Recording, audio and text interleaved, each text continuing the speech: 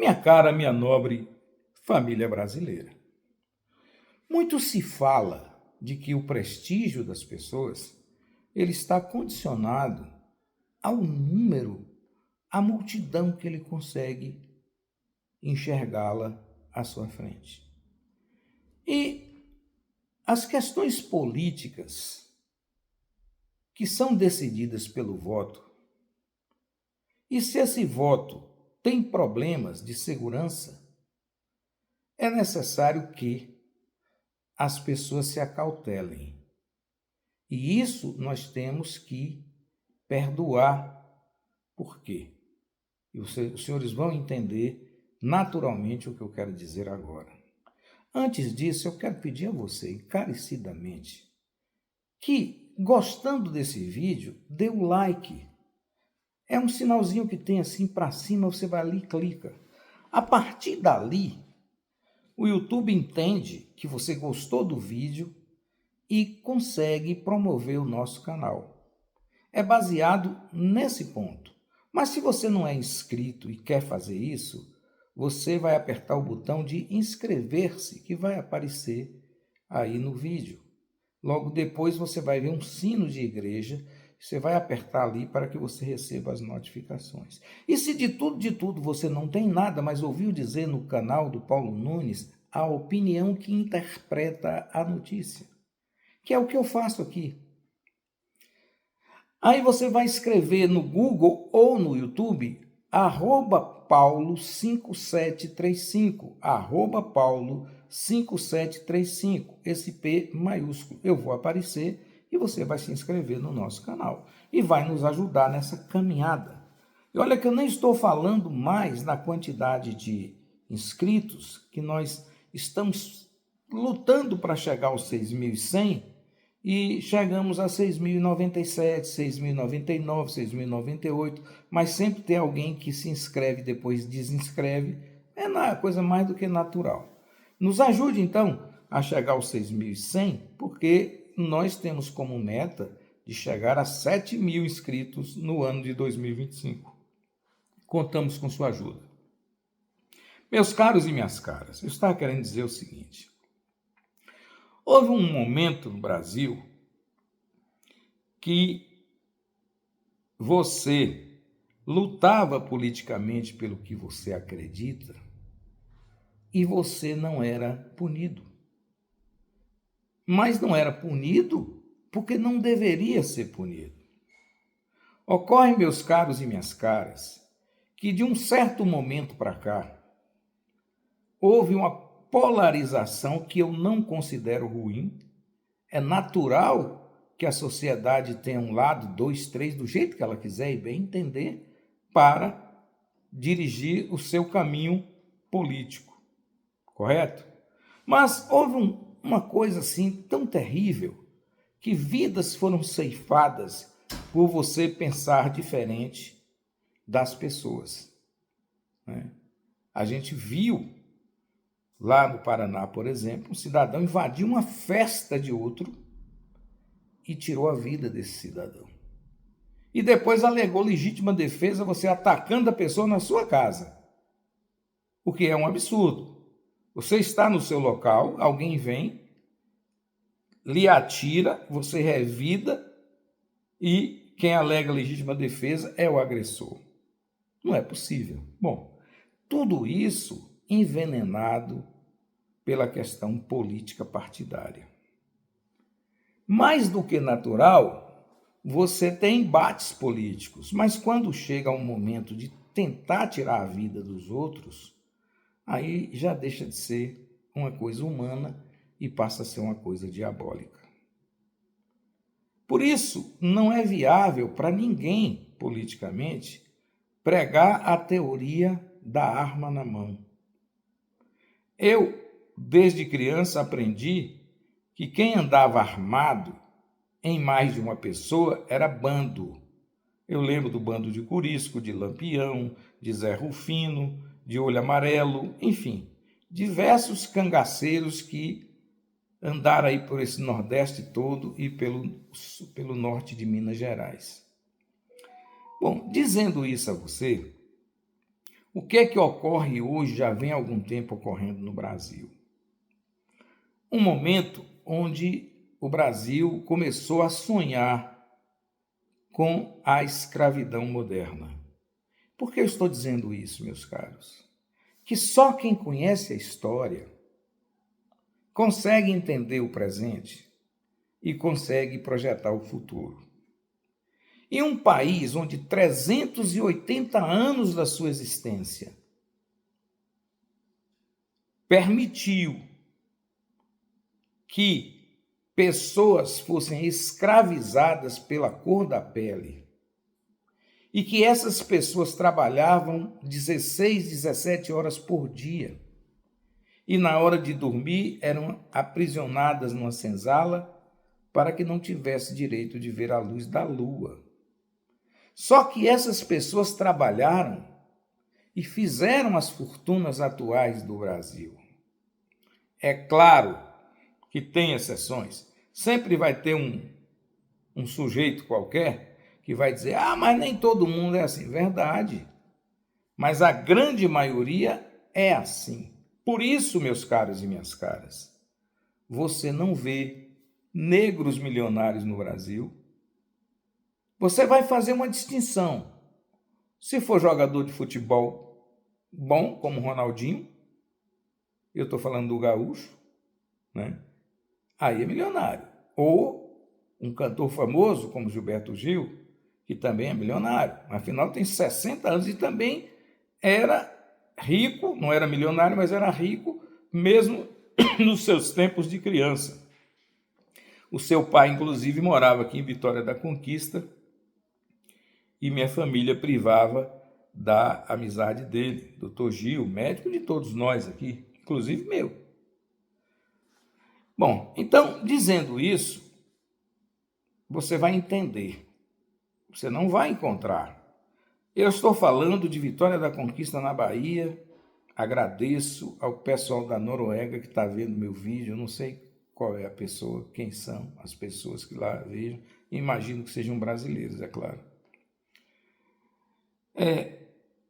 Simplesmente você não encontra em Vitória da Conquista empresários ricos, bem-sucedidos, que tenham a pele escura. Claro, vai ter exceção, você vai encontrar um ou outro, mas a grande maioria é branca. E por que isso aconteceu? Porque essa cidade foi praticamente doada pelo Império Português a quem chegou aqui para matar os índios e tomar suas terras. Afinal de contas, a terra era da coroa portuguesa. Não interessava quem morasse nela. Foi o que ocorreu na nossa Vitória da Conquista. E durante muito tempo, o mando político dessa terra ficou variando entre as famílias mais aquinhoadas, que disputavam no voto. Algumas eleições foram fraudadas. Rui Barbosa apontava que uma eleição em Vitória da Conquista em 1914 tinha sido fraudada e ele escreveu isso num jornal em São Paulo.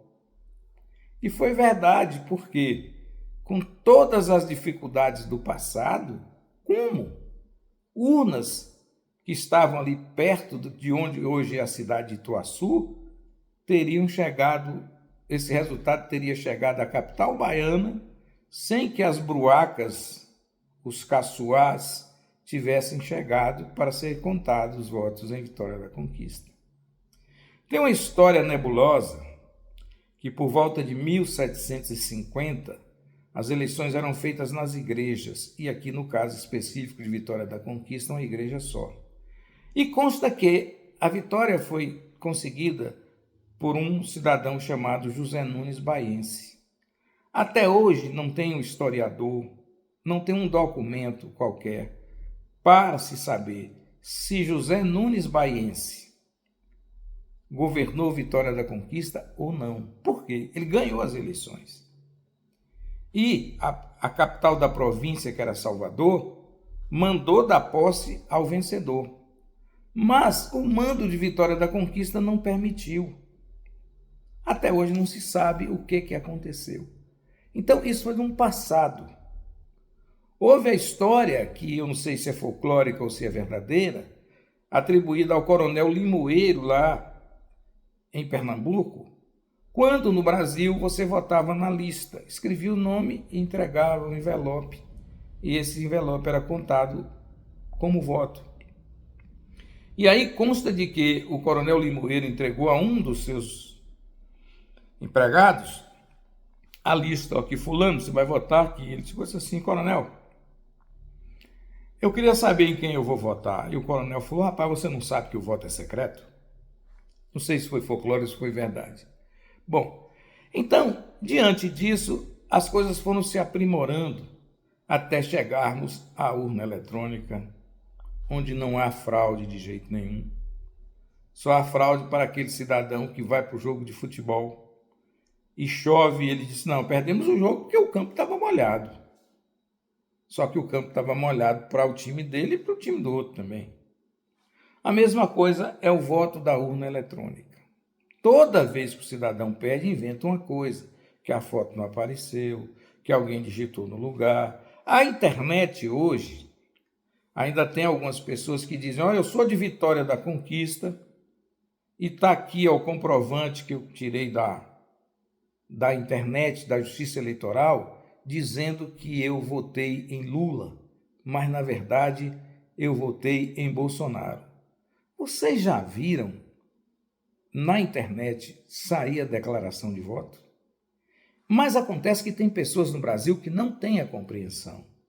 São pessoas de mentalidades medianas, não têm a capacidade de compreender, de entender as coisas, e essas são manipuladas de forma fácil.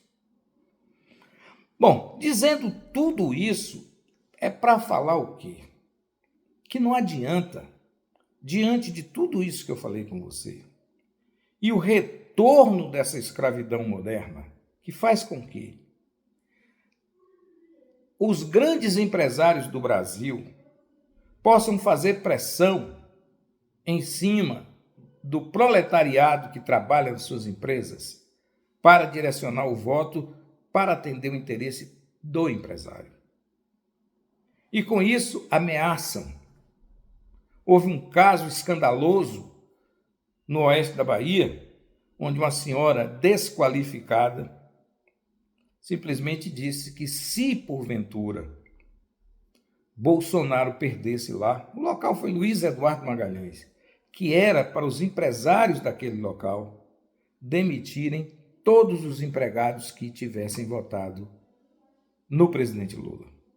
Depois ela pediu desculpa, mas foi desculpa de gente descarada. E em Luiz Eduardo Magalhães foi um dos 2 municípios onde Bolsonaro venceu na Bahia. O outro foi Buerarema. Luiz Eduardo Magalhães tem uma quantidade de eleitores significativa. Buerarema não, com todo respeito, mas é um colégio eleitoral pequeno. Ora, diante disso, em Vitória da Conquista também um empresário que tem 200 empregados fez uma reunião e disse a esses empregados que ele sabia onde os servidores votavam e teria como saber se os servidores votaram em Lula ou em Bolsonaro. E que se o voto fosse dado em Lula, eles seriam demitidos da empresa. Esses são os homens de bem que nós temos e as mulheres de bem no Brasil. Não lhe deixa livre. E aí, meus caros e minhas caras, ao exercício do voto, que é secreto, que você não precisa dizer a ninguém, diz se quiser, é diferente de mim que eu digo automaticamente. Né? Mas eu também não tenho amarras. Talvez se eu fosse empregado dessa empresa de Vitória da Conquista, eu ia me manter calado, e eu acho que vocês devem se manter calados, sim. Não deve deixar transparecer nada, porque vocês precisam do emprego. E quando esses empresários reclamam de que um parente seu recebe a ajuda do Bolsa Família, ele não tem coragem de dizer a você que eles recebem 10, 15 vezes mais do que o Bolsa Família para suas empresas em juros subsidiados de dinheiro do governo federal, ou seja, do dinheiro de todos nós. É assim que funciona. E aí, então, o lado que é hoje tido como extrema-direita, porque mortes foram causadas nas duas eleições onde o candidato Jair Bolsonaro participou. Houve a morte aqui do capoeirista na Bahia, né? Houve a morte do rapaz também lá em Foz do Iguaçu, em eleições diferentes. Agora, meus caros e minhas caras, entenda comigo. Surgiu uma lambança na extrema-direita brasileira de que, colocando um monte de gente na rua, dizendo que está com camisa amarela, que ali está o resultado da eleição. Claro que não é possível. Você pode tirar uma quantidade de eleitores daqui e dali que estão ali, mas isso não tem garantia nenhuma. Posso até dizer que tem gente que veste a camisa amarela, vai para a manifestação e vota contra. E vice-versa. Vai ter gente que veste a camisa vermelha do PT e vota contra. Sempre vai acontecer isso. Afinal, se quando Jesus Cristo viveu no mundo tinha traidor, por que não teria agora? Você não conhece? Tem quinta coluna no militarismo. Não é? Enfim, sempre vai ter alguém para trair. Então, o que é que eu quero dizer mais? Esse time da extrema-direita apostou nessa ideia de que fazendo grandes concentrações não precisa ter eleição. Mas há um contrassenso, pois se isso fosse verdade, não precisaria a extrema-direita que estava no poder do Brasil, no Brasil ter mandado a Polícia Rodoviária Federal impedir a chegada dos eleitores do Nordeste, que havia um estudo, um relatório feito, onde 26% da população eleitoral nordestina tinha votado em Bolsonaro no primeiro turno. Então, a ideia era evitar que a votação do presidente Lula no segundo turno repetisse a mesma performance, né, de 74% dos votos na média do Nordeste. E com isso,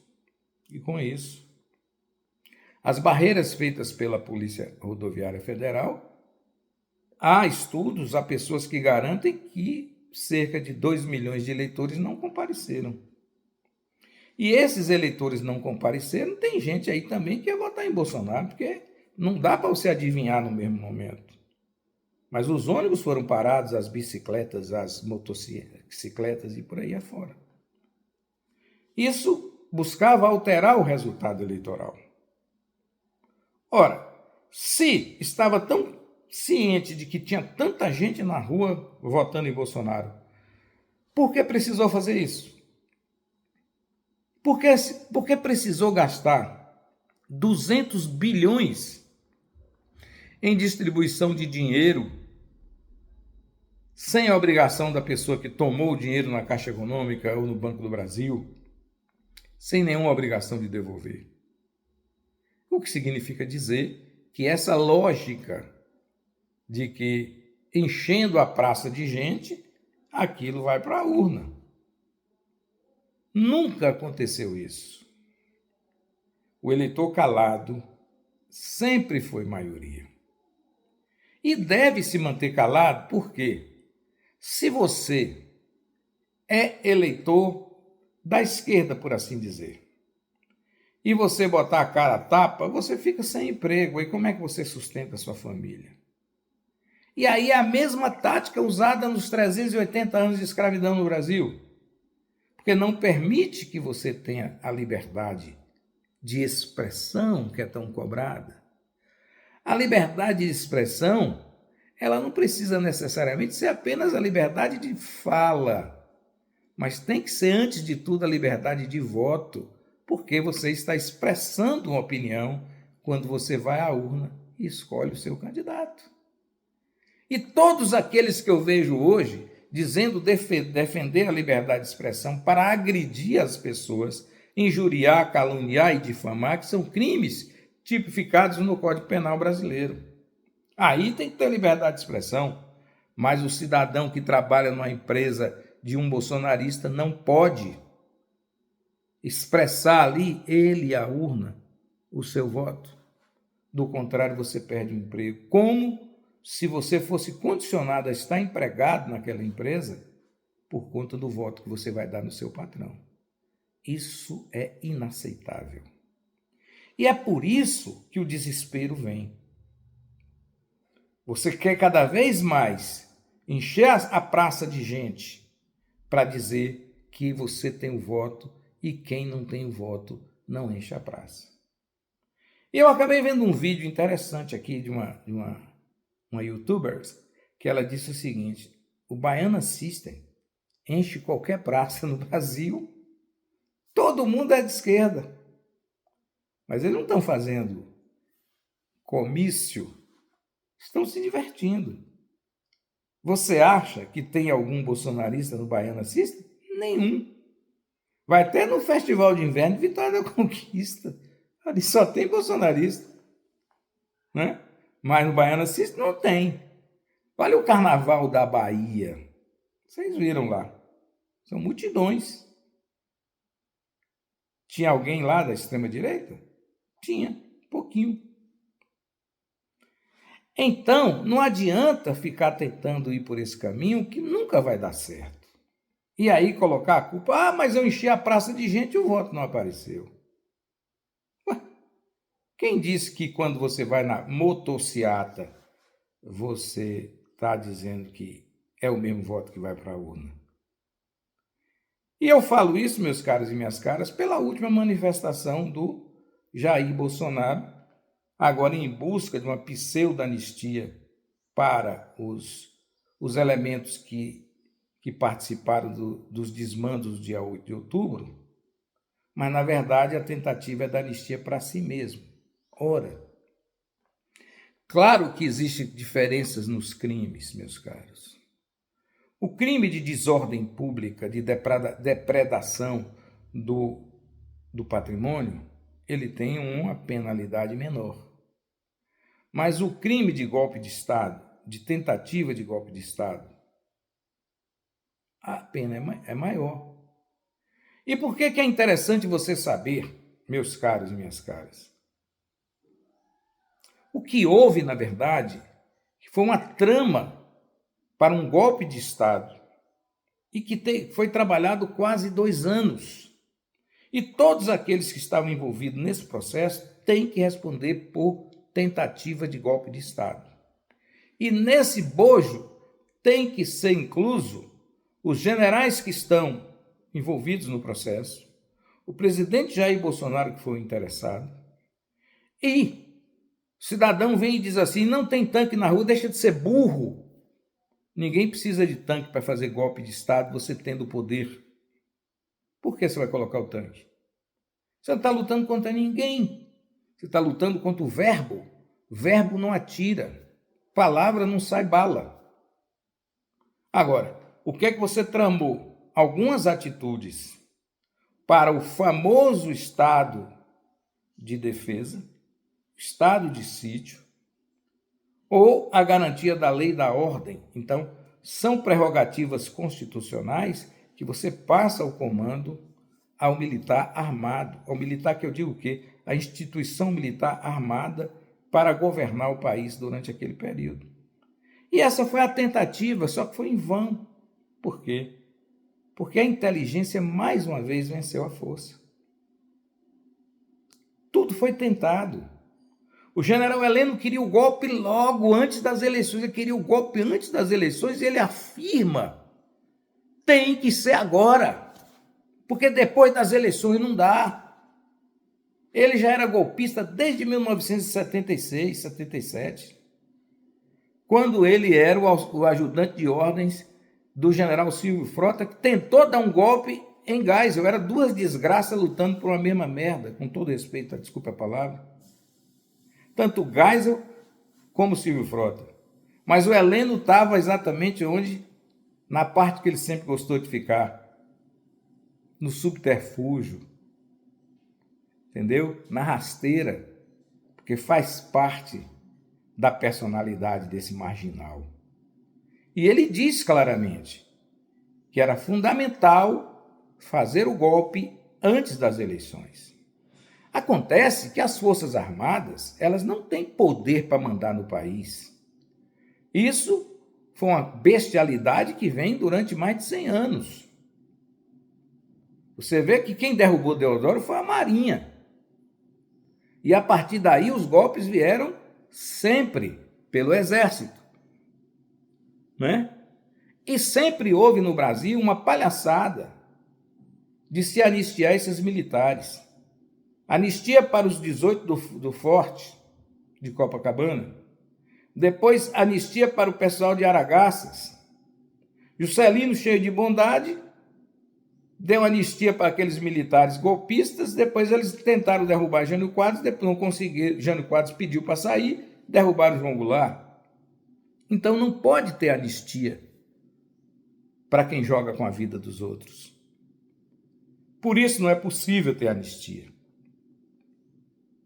Agora, qual é a nobreza dos pensadores do golpe? Nenhuma. Por que então o ex-presidente Jair Bolsonaro e todo o seu generalato do Exército de Branca Leone não assume para si a tentativa de golpe em troca da liberdade dos idiotas que foram depredar a Praça dos Três Poderes? Eles não são capazes disso porque não são heróis e nem são patriotas. Têm interesses pessoais. Querem, de alguma maneira, vender o Brasil como uma fazenda para os Estados Unidos da América. É isso que eles querem. O dinheiro para sustentar suas filhas e seus filhos em Miami, enfim, em qualquer parte lá dos Estados Unidos da América. Só que são hipócritas, não têm coragem de dizer nada. E eu quero dizer o seguinte, não precisa ter uma fala do ex-presidente Jair Bolsonaro, porque ele era blindado a não falar. Mas as provas testemunhais, a testemunha é uma prova muito rica. Eu não concordo muito que a testemunha seja a prostituta das provas, como existe aí no jargão jurídico. Testemunha é importante. Basta a testemunha dizer a verdade. E o testemunho de um comandante militar tem valor. Um testemunho de um ajudante de ordens tem valor, sim. Agora, você não vai dar valor para testemunhas que sequer chegaram perto dos fatos. Mas quem viu o dia a dia é testemunha. Quem foi que derrubou Fernando Collor? Uma testemunha. Quem foi que derrubou Carlos Pita, de São Paulo? Esqueci o nome dele agora. Celso Pita. Quem foi? A esposa, testemunha. Quem foi que botou Valdemar Costa Neto na cadeia por roubo? E hoje aí, para os bolsonaristas, ele é um homem excelente, não roubou nada. Pegou 3 anos de cadeia e confessou que roubou.